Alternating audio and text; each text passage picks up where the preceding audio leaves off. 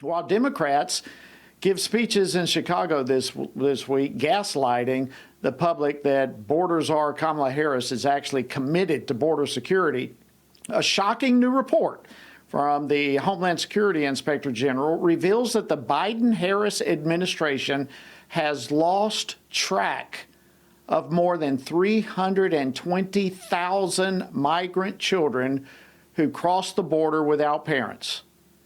Folks, these children, they were released to sponsors here in the U.S., and now they're at risk for sex trafficking, forced labor, and who knows what other forms of exploitation. So when the Democrats talk about joy at their convention, this is the reality that they want you to ignore. This is the reality they don't want you to know about. And joining me now to discuss this and more is Congressman Tim Burchett. He serves on a number of committees, including the Foreign Affairs Committee and the Powerful Oversight Committee. He represents Tennessee's 2nd Congressional District. Congressman Burchett, always great to see you, my friend. Welcome back to Washington Watch. Thanks for having me back on, brother, and it is a pleasure.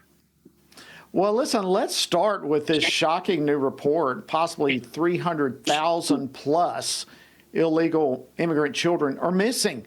What does this tell us about the Biden-Harris administration and the border crisis that, again, I'll underscore, they created? Absolutely. It shows that they're a complete failure. And I was listening to NPR by accident on the way in today. I'm coming back here to my home office, and I saw they were on the attack on Trump on the border. So I guess word's gone on high. You know, there's a book called The Art of War by Sun Tzu, and he says something, know thy enemy, know thyself.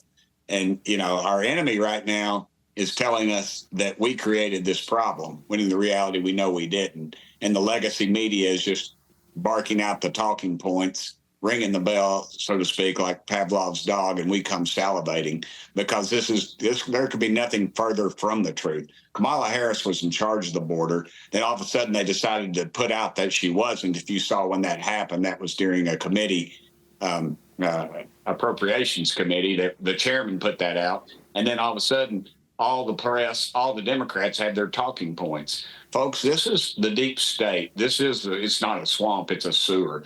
This is what's going on in our country. They're trying to recreate history, and then you've got a group of Americans that are actually believing this garbage, and they want nothing more than to destroy this country, and they're on their way to doing it. Yeah, it's stunning, and the ability to twist and dodge and change the narrative is just amazing. In fact, I mean, going on right now at the Democrats' convention, they're literally attempting to craft a narrative that Harris is tough on the border and that Donald Trump, Speaker Johnson, Republicans stopped a bipartisan border security deal that would have closed the border, they said.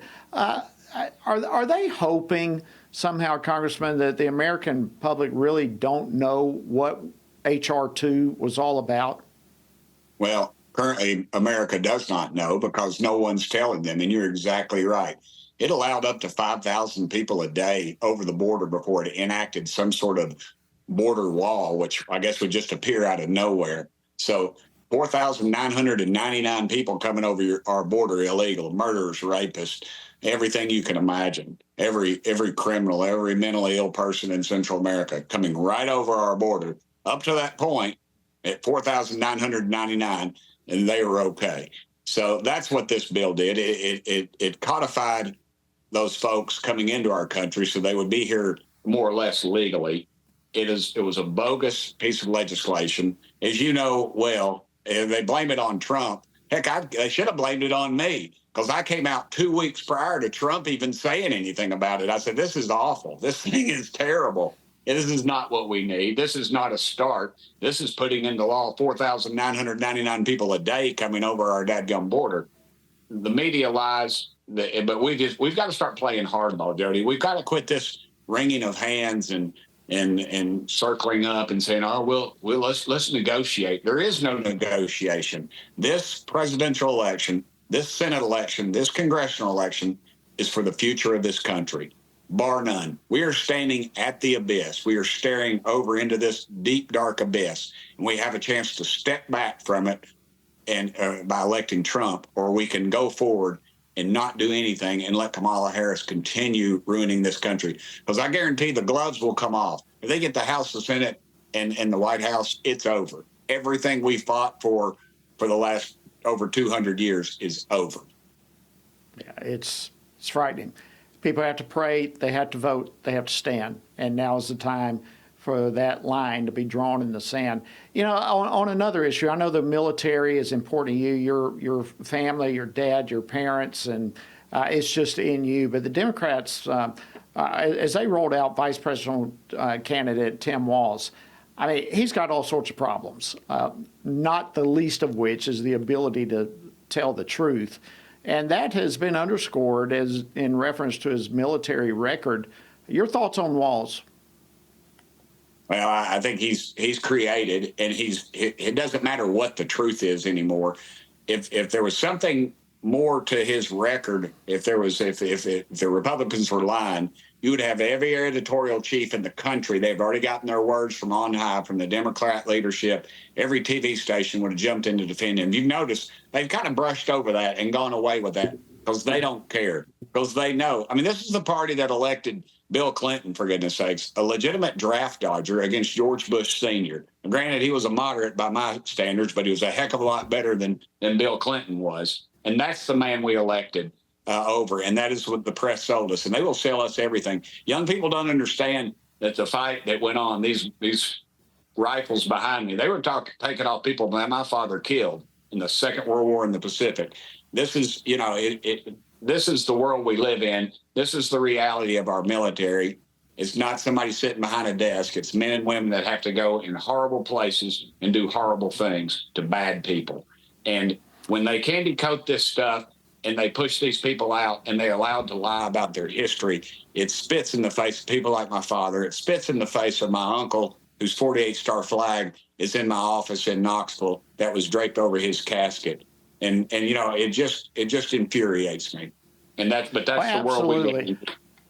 As well it should. And yet I watch and see all this, and in spite of there being so many multiple people sending letters and talking about this, still last night the Democrats roll out this continued claim that Walz was a command sergeant major in the National Guard. I mean, they just continue to roll this out. What does all this tell us? We've got about a minute left. It tells us that their narrative works because they continue to lie, and they don't change it. And they know it's working because Americans are gullible. We don't stand up for the conservative folks, just get rolled over. We have preachers that are afraid to preach the gospel. We have men and women going to school board meetings protesting that their children are being taught pornography and labeled domestic terrorists. We have people standing up for the sanctity of life, which the Democrat Party does not stand up for, that are labeled as domestic terrorists because they pursue their First Amendment rights. Do not kid yourself. Get off your butt. And if your preacher doesn't preach the gospel and tell it like it is out of the Bible, you need to get another preacher, because at the base of it, that's where we're losing our foundation, Jody, and we're losing our guts, and we've got to take this country back. No question about it. We are losing it, and we've got, you know, up to this point, they're going to take us without a shot. And there, about a month ago, they took their shot. Got to go. Congressman Tim Burchett, always an honor to have you. Thank you for being on the tip of the spear in so many ways.